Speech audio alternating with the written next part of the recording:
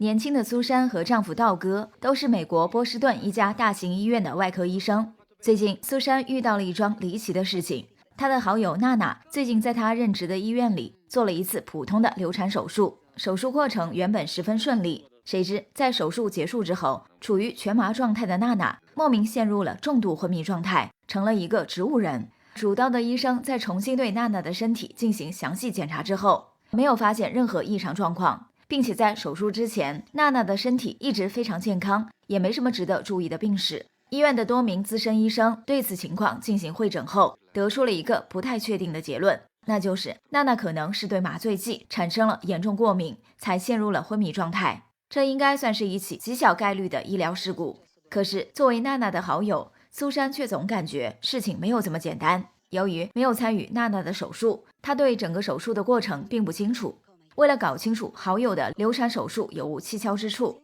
苏珊仔细翻看了娜娜的病历，结果从中找到了一张奇怪的化验单据。在手术开始之前，医院对娜娜的身体组织进行了全面检测，而据苏珊所知，普通的流产手术根本不需要对患者进行此类检测。更为可疑的是，这张化验单上既无编号，也没有检测医生的姓名。苏珊随即将自己的发现告诉了丈夫道哥，但道哥却觉得苏珊是想多了，没有编号和签字的化验单可能只是医院的忙中出错。这家医院规模庞大，每天接待的病患就有好几百人，搞错几张检验单据并不足为奇。然而道哥的这番话并没有打消苏珊的疑虑，凭借着女人的直觉，他认为娜娜的手术必然存在猫腻。苏珊随后拿着娜娜的化验单据，独自来到医院的检测中心，向这里的值班医生询问这张单据的由来。值班医生检查完单据后告诉苏珊，这张单据是由电脑自动打印出来，所以上面才没有编号和签名。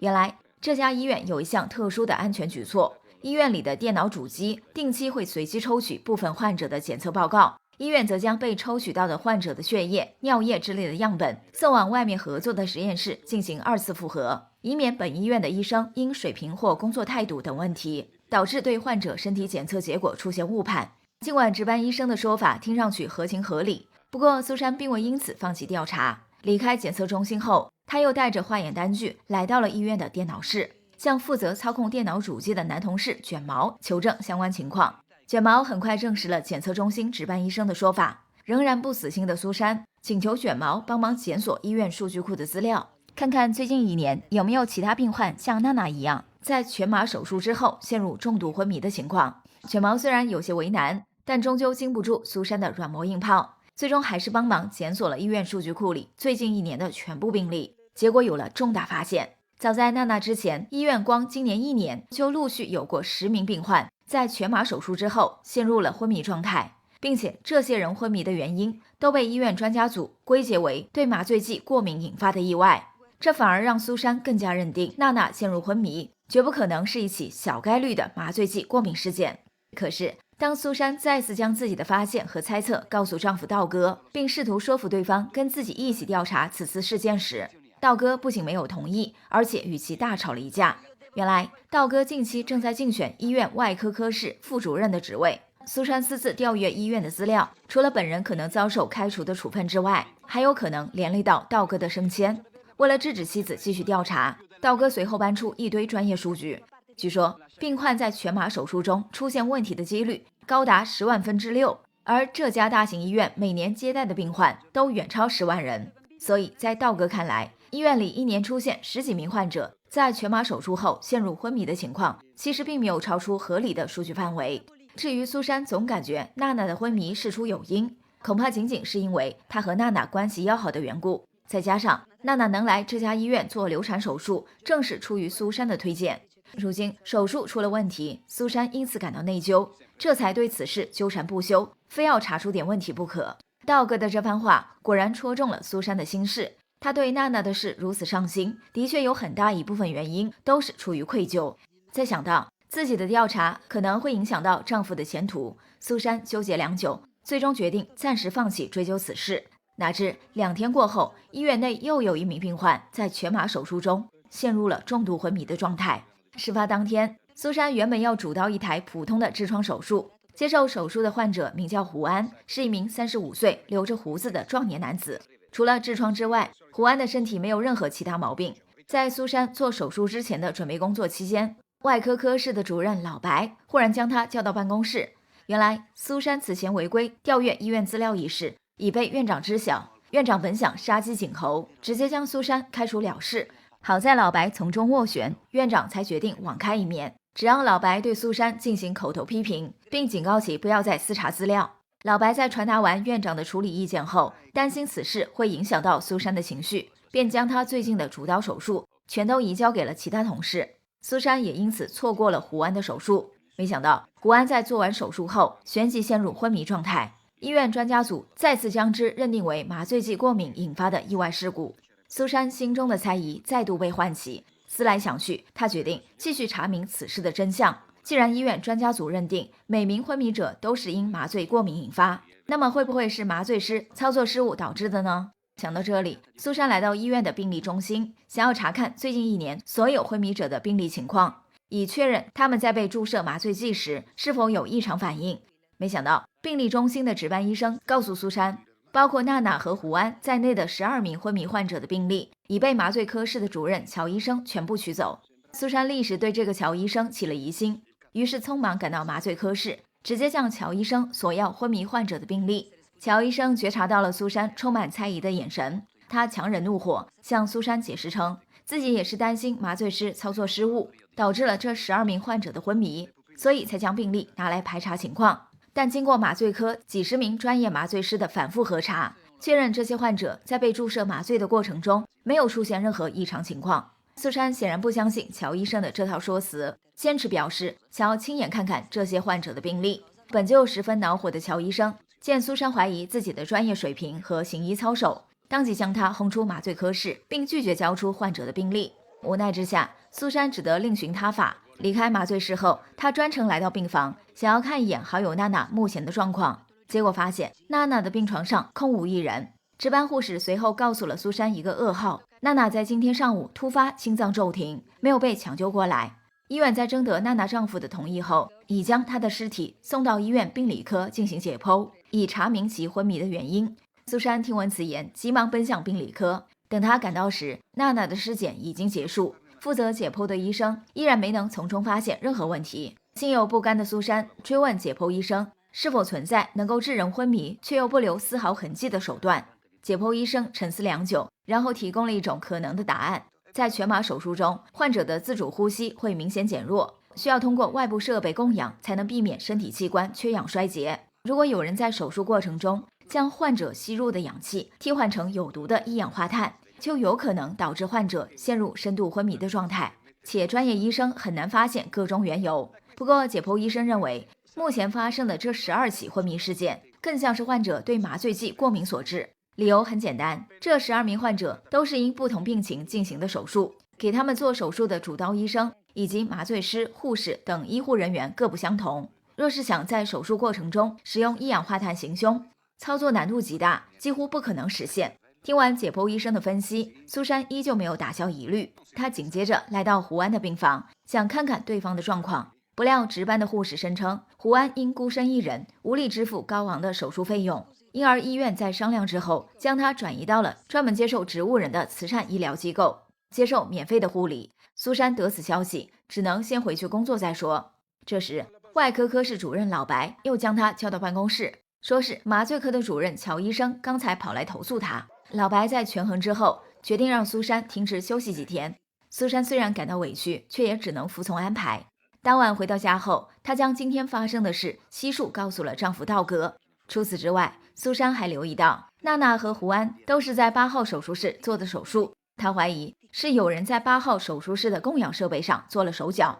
才导致娜娜和胡安相继在手术之后陷入昏迷。道哥仍不肯相信妻子的推测，但为了让妻子不要再惹是生非，道哥趁着当夜休息时间，悄悄带着苏珊来到8号手术室。苏珊仔细检查了手术室里的供氧设备，确实并无异常。道哥告诉苏珊，娜娜出事当天，他就查看过8号手术室的手术记录。除了娜娜之外，这间手术室在同一天还进行过其他5台手术，4台在娜娜的流产手术之前，1台在其之后。而胡安进行痔疮手术的当天，8号手术室也进行过其他6台手术。2台在胡安的手术之前，4台在他之后。假如8号手术室的供氧设备真有问题，不可能其他手术患者安然无事，只有娜娜和胡安陷入了昏迷状态。听完丈夫道哥的这番话，苏珊才稍微放宽了心。由于担心妻子停职在家胡思乱想，道哥决定请几天假，陪着苏珊旅游散散心。接下来几天的时间里，夫妇俩找了一座海滨城市转了转，美丽的风景和丈夫的陪伴，让苏珊渐渐打消了心头的疑虑。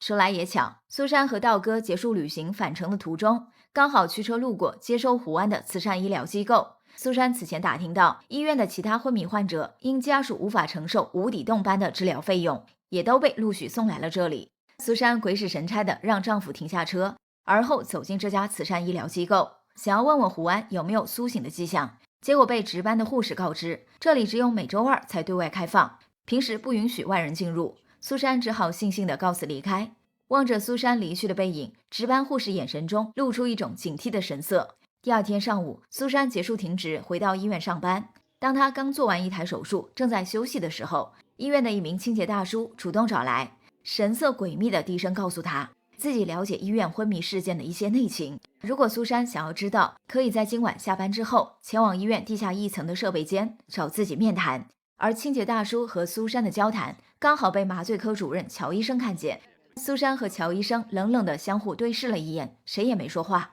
傍晚下班时分，苏珊安排完手头工作，准备前往设备间去见清洁大叔。此时的清洁大叔正在设备间默默拖地，全然没有察觉到一名神秘男子正在向他逼近。对方的衣服上印有医院物资的字样，像是这家医院里的一名工作人员。趁着清洁大叔没注意，神秘男子将一桶洗拖把的脏水全都泼到了他的身上。清洁大叔还没反应过来是怎么回事，又被神秘男子推了一把，随即踉踉跄跄地撞向了身旁的高压电闸，电流瞬间贯穿了清洁大叔湿漉漉的身体。等到苏珊赶到设备间时，对方已然触电身亡，对其下手的神秘男子则早就不知所终。苏珊慌忙拨打了报警电话，警方在勘察完现场后认定是清洁大叔自己撞翻水桶淋湿了身体，然后又不慎摔在了裸露的高压电闸上，导致意外触电身亡。苏珊自然不相信警方的草率结论，她怀疑清洁大叔的死和麻醉科主任乔医生有关，却又拿不出实际证据，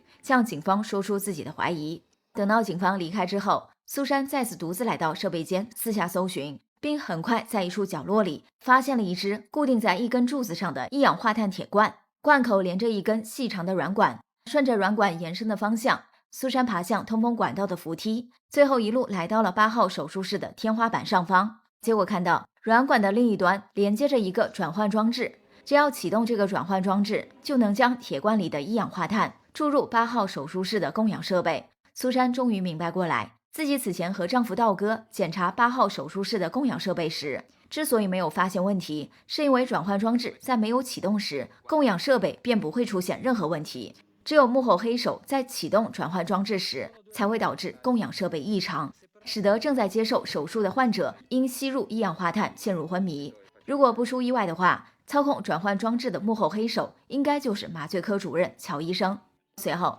苏珊趁着乔医生下班的时机，悄悄潜入他的办公室，翻看了除娜娜和胡安之外其他10名昏迷患者的病历。果不其然，这些患者全都是在8号手术室做的手术。苏珊赶忙重新放好病历，离开了乔医生的办公室，并打算尽快回家，将最新的发现告诉丈夫道哥。谁知她还没来得及走出医院，就遭到那名袭击清洁大叔的神秘男子追杀。苏珊慌不择路，躲进医院的停尸房，然后躺到一张空置的停尸床上，再将白布盖在自己身上，假扮成一具尸体。神秘男子随即追进停尸房，此时的停尸房内停放着几十具冷冰冰的尸体。神秘男子似乎被眼前的场景吓到，但他仍然强打精神，开始挨个检查尸体，想要从中找出苏珊。苏珊趁此机会躲开神秘男子的视线，偷偷起身下床，最后蹑手蹑脚地逃离了停尸房。回到家后，惊魂未定的苏珊向丈夫道哥哭着讲述了今天的可怕遭遇。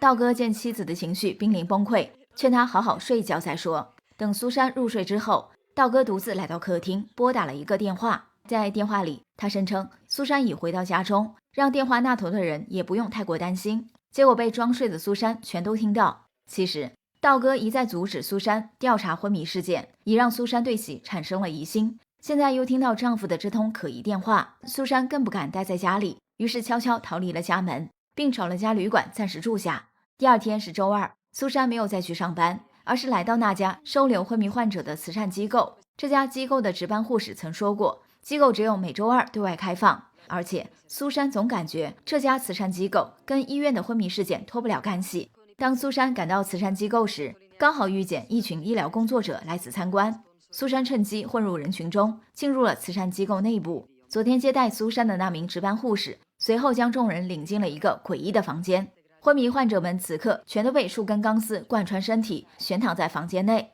看上去像一只只的提线木偶。值班护士向众人介绍称，将昏迷患者悬在半空，他们就不会因久卧而生出褥疮。这样一来，护理人员便会节省出大量时间。此外，昏迷患者的身上还连接着营养输管，护理人员可以随时为他们输送所需的营养。苏珊被眼前的景象惊得目瞪口呆，更让她感到不安的是，胡安并不在这个房间里。趁着值班护士领着医疗工作者们四处参观之际，苏珊悄然离开队伍，摸进了一间更衣室，然后换了套工作服，冒充工作人员，进入了写有参观者禁止进入的办公区域。经过一番搜寻，苏珊在一间手术室里找到了胡安。不过此时的胡安已经变成了一具尸体，两名医生正在忙活摘取他的内脏。从两人的对话中，苏珊终于拼凑出了昏迷事件的全部真相。原来苏珊任职的医院里确实有人暗中向8号手术室的供氧设备内灌入一氧化碳气体，制造了多起手术患者的脑死亡案例。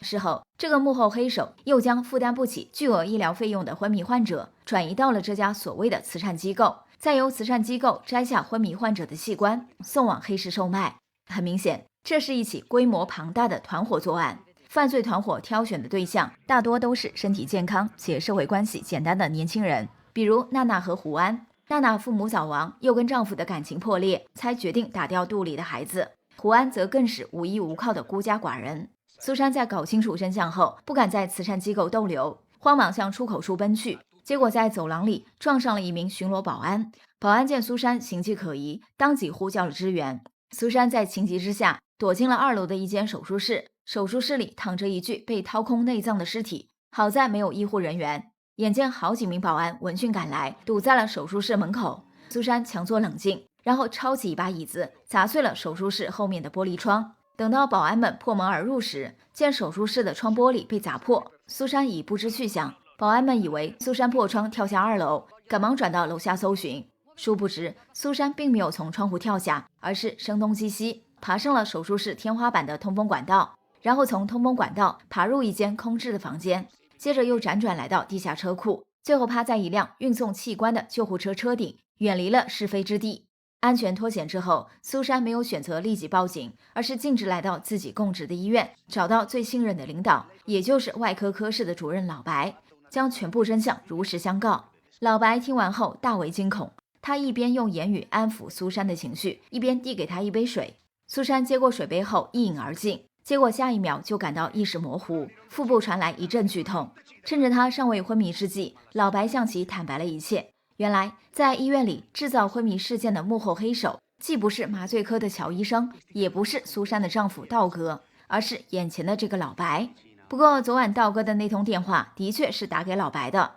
道哥始终不相信妻子的话，甚至认为他精神出了问题，这才打电话向老白求助。老白在电话里假模假样的说了几句关心苏珊的话，但实际上他早就想寻找机会除掉对昏迷事件揪住不放的苏珊。坦白完罪行后，老白叫来护士，谎称苏珊突发急性阑尾炎，自己需要马上给其动手术。不仅如此，他还找来苏珊的丈夫道哥给自己当副手。老白的盘算是在道哥面前将苏珊变成植物人，只要道哥看不出其中的猫腻，并在事后给他作证，那么他将轻松逃过院方的调查。尚未陷入昏迷的苏珊见到丈夫后，拼尽全力想要呼救，可惜始终发不出声音。就在苏珊陷入绝望之际，转机不期而至。老白坚持要在8号手术室给苏珊动手术，可是此时的8号手术室已被占用，老白却执意要等这间手术室空出来后再为苏珊动刀。他的反常举动引起了道哥的怀疑，趁着手术尚未开始的时机，道哥借口上厕所来到地下设备间，然后依照苏珊此前的描述，很快找到了那只装有一氧化碳的铁罐，接着又顺着连接铁罐的软管发现了转换装置，并当机立断将之破坏。与此同时，8号手术室空了出来。老白担心夜长梦多，没等道哥回来，就给苏珊做完了手术。手术结束后，老白偷偷按下遥控器，想要启动转换装置，让苏珊吸入一氧化碳，陷入昏迷。但由于道哥及时破坏了转换装置，苏珊没过多久就自然醒来，被护士推出了手术室。而此时的道哥已经带着2名警察等在了手术室门口。老白在看到警察后彻底慌了手脚，电影至此也就落下了帷幕。本期的故事来自于1978年上映的好莱坞惊悚悬疑片《昏迷》。据说本片是最早引进国内的外语片之一，跟我们此前解说过的阿姆斯特丹的水鬼、巴斯克维尔的猎犬，以及尚未解说的红海魔影、蝙蝠等影片一样，本片也是很多70、80、90后的童年阴影。尽管年代久远，这个题材即使放在今时今日的全球范围内，似乎也不过时。好啦，今天就到这里吧。喜欢我们节目的小伙伴，别忘了点个关注，让甜橙的声音长期陪伴您吃饭、开车、睡觉、洗澡、化妆、做家务。下期见。